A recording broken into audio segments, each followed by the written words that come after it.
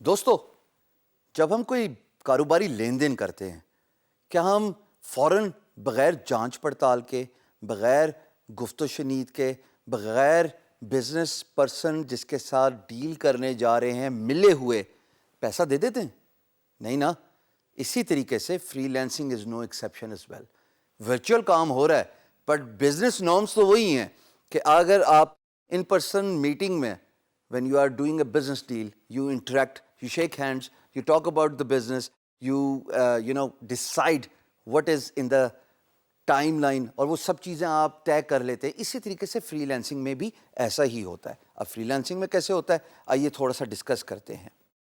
دیکھیے، free lancing میں جب آپ پروجیکٹ اسکوپ، پہلے تو آپ کے لیے پروجیکٹ ایوارڈ کروانا بہت ضروری ہے. اگر آپ نے پروجیکٹ ایوارڈ کرا لیا، یا اس سے پہلے والی ڈسکشن میں بھی بہت سارے فری لینسرز ایوارڈ کرنے سے پہلے بہت ساری جو کنفیوژنز ہوتی ہیں، جو مائل سٹونز ڈیلیوریبلز ہوتے ہیں، ان کو فگر آؤٹ کرا لیتے ہیں، ان کو طے کروا لیتے ہیں. آپ بھی ایسے ہی کیجئے کہ جب آپ کو پروجیکٹ کا پی ایم بی کھل جائے، یعنی کہ میسج بورڈ کھل جائے، تو آپ امپلائر کے ساتھ سب سے پہلا کام یہ کیجئے کہ آپ پروجیکٹ کا سکوپ طے کیجئے. یقین جانیے میں نے مار کھا کے سیکھا ہے دوستو، 15 سال کی مار، پریشانیاں، پیسہ لوز کر کے سیکھا ہے کہ اگر آپ پروجیکٹ کا سکوپ انیشیلی ڈیفائن نہیں کرتے، آپ پروجیکٹ کے بیچ میں پیسہ لوز کرتے ہیں، اپنا ٹائم لوز کرتے ہیں، اور سب سے امپورٹنٹ بات، آپ امپلائر بھی لوز کرتے ہیں، ایک پوٹینشیل امپلائر جو آپ کو بعد میں بہت زیادہ کام دے سکتا تھا. لیکن چونکہ آپ نے طے ہی نہیں کیا، معاملات ہی نہیں طے کیے، ڈیلیوریبلز طے نہیں کیے، مائل سٹونز نہیں طے کیے، ایکسپیکٹیشنز نہیں طے کی، نقصان کیا ہوا؟ دونوں کا ٹائم کا ضیاع. پروجیکٹ سکوپ ہوتا کیا ہے دوستو؟ مثال کے طور پہ ایک ایگزامپل میں دیتا ہوں. ایک پروجیکٹ گرافک ڈیزائننگ ہے. کیونکہ میں گرافک ڈیزائنر ہوں، میں اپنے حساب سے بتاؤں گا. ظاہر ہے آپ کی جو بھی اسکل سیٹ ہے، آپ کی جو بھی ایکسپرٹیز ہے، آپ میری جو ایگزامپل ہے اس کو اپنے پروجیکٹ سکوپ میں ڈیفائن کر لیجیے گا. چلیے جی، لوگو ڈیولپمنٹ یا ڈیزائننگ، پرائس ہے $100. جب میں انیشل ڈسکشن کروں گا تو میں بتاؤں گا کہ جناب اتنا ٹائم مجھے لگے گا اس پروجیکٹ کو ختم کرنے میں. So the first and the foremost important thing is time it will take to complete the assignment. That is the first thing I need to decide with my employer.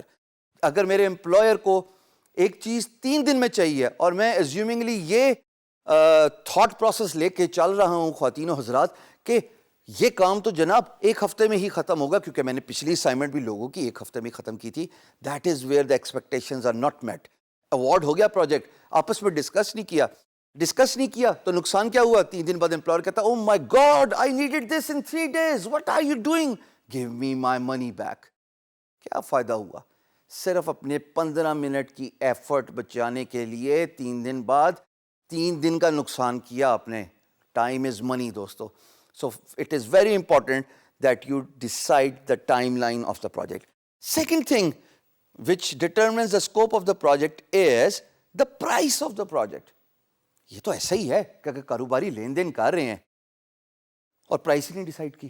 میں گاڑی بیچنا چاہتا ہوں اور میں گاڑی کی پرائس آسکنگ پرائس ہی نہیں مانگ رہا. ارے یہ کیا بات ہوئی؟ کیا ایکسپیکٹیشن ہوگی بائر کی، کیا ایکسپیکٹیشن ہوگی میری کہ مجھے کیا پرائس مل رہی ہے؟ So these are 2 fundamental mistakes freelancers typically make when they are beginning a project. Scope determine کیجئے پروجیکٹ کے سٹارٹ پہ، چاہے 1 ہفتہ لگ جائے اسکوپ کی ڈٹرمینیشن میں. این ممکن ہے امپلائر وہ پرائس آپ کو دینے کے لیے تیار نہ ہو. اپنے رائٹ کے لیے فائٹ کیجئے، اپنی ویلیو پروپوزیشن اپنے امپلائر کو دیجئے، بتائیے کہ آپ کی کیا ورتھ ہے، بتائیے آپ کا پورٹ فولیو بول رہا ہے آپ کے اس پرائس کو ایگزیکٹلی ڈٹرمن کرنے میں، اس پرائس کو جسٹیفائی کرنے میں. So this is very important to decide the project scope in the very beginning of the project in order to avoid any pain down the road.